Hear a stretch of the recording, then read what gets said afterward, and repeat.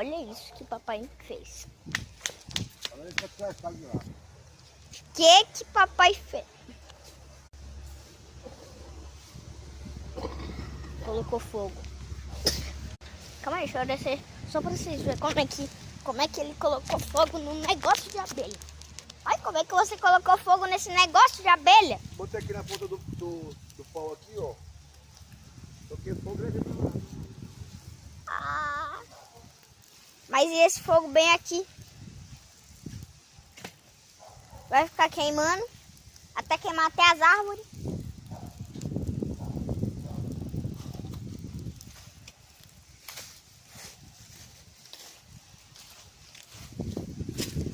Vem um pouquinho aqui mais pra perto. Não, mas sai de perto, sai de perto. E elas podem estar no chão. É, que Deus me livre. Tchau, tô indo embora.